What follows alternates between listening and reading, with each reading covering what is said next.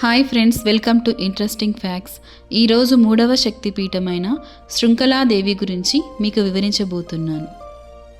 శ్రీ శృంఖలాదేవి ప్రద్యుమ్నం శక్తిపీఠం.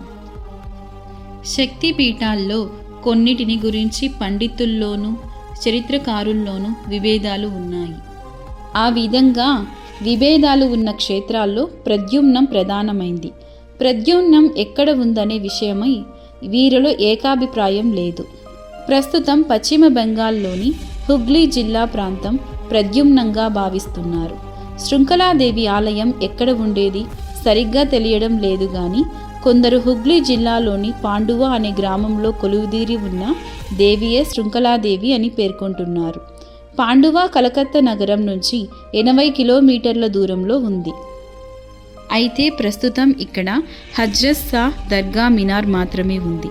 అవసాన దశలో ఉన్న ఆలయంలోని కొన్ని ప్రదేశాలు మాత్రం పురావస్తు శాఖ వారి ఆధీనంలో ఉన్నాయి. ఇప్పటికీ ఇక్కడ ఏ ఆలయం లేనప్పటికీ ప్రతి మాఘమాసంలో మేళతాళాలతో ఉత్సవాలు తిరునాళ్ళు జరుగుతుంటాయి.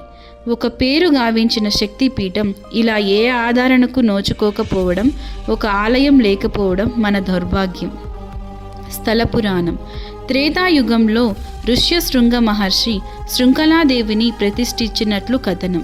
పూర్వం వంగదేశమును రోమపాదుడు అనే రాజు పరిపాలించేవాడు. రాజ్యం సస్యశ్యామలమై ఉండేది. అయితే ఒకసారి తీవ్రమైన కరువు పరిస్థితులు ఏర్పడి ప్రజలు విలవిలడాడిపోయారు.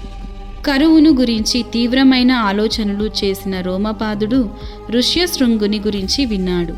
ఋష్యశృంగుడు విభాండకుడు, చిత్రరేఖల కుమారుడు, తపోబల సంపన్నుడు.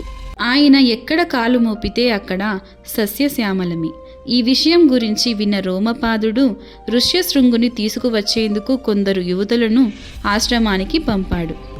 అంతవరకు ఆశ్రమం వదిలి బయటకు వెళ్ళని మునికుమారులు మినహా ఇతరులను చూసి ఎరుగని ఋష్యశృంగుడు యువతులను వారి అందాలను చూసి ఆశ్చర్యపడి వారి ఆశ్రమాలు ఎంత అందంగా ఉంటాయో చూడాలనే ఉత్సాహం కలుగగా వారి వెంట వంగదేశం చేరుకున్నాడు.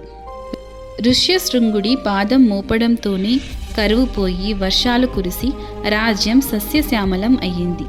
రోమపాదుడు తన కుమార్తె శాంతాదేవిని ఋష్యశృంగునికిచ్చి వివాహం చేశాడు.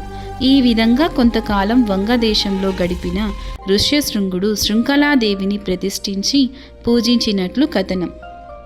శృంగుడు ప్రతిష్ఠించిన దేవత కనుక శృంఖలాదేవి అని పేరు.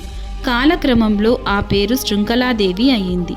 శృంఖల అంటే 2 రకాల అర్థాలున్నాయి. మొదటిది బంధానికి ఉపయోగించే గొలుసు అంటే సంకెళ్ళు అని, రెండవది బాలింతలు నడుముకు కట్టుకునే గుడ్డ అని అర్థం. ఇక్కడ అమ్మవారు బాలింతల నడుముకు గుడ్డ కట్టుకుని దర్శనమిస్తారు.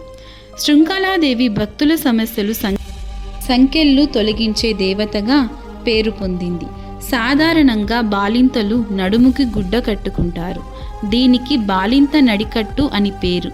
దీనికే శృంఖల అని పేరు ఉండడం వల్ల క్రొత్తగా ప్రసవించిన బాలింత చంటి బిడ్డకు పాలిచ్చి కంటికి రెప్పలా ఎలా కాపాడుకుంటుందో ఈ తల్లి కూడా అలాగే కాపాడుతుందని భక్తుల నమ్మకం. కొంతకాలం తర్వాత ఋష్యశృంగుడు ఈ ప్రాంతం నుంచి వెళ్ళిపోవడంతో గ్రామంలోని శృంఖలాదేవితో పాటు కలకత్తాకు సుమారు 135 కిలోమీటర్ల దూరంలో ఉన్న గంగాసాగరలోని గంగాదేవి కూడా శక్తిపీఠమే అని చెప్తారు. ఏమైనప్పటికీ పురిటి బిడ్డల్లాగా తన భక్తులను రక్షించే కరుణా కల్పవల్లి శ్రీ శృంఖలాదేవి. సతీదేవం ఉదరం పడిన ప్రాంతంలో వెలిసిన శక్తిపీఠం ఇది. మా వీడియోస్ కనుక మీకు నచ్చినట్లయితే ప్లీజ్ సబ్స్క్రైబ్ చేసుకోండి. అలాగే షేర్ చేసుకొని కామెంట్ చేయండి.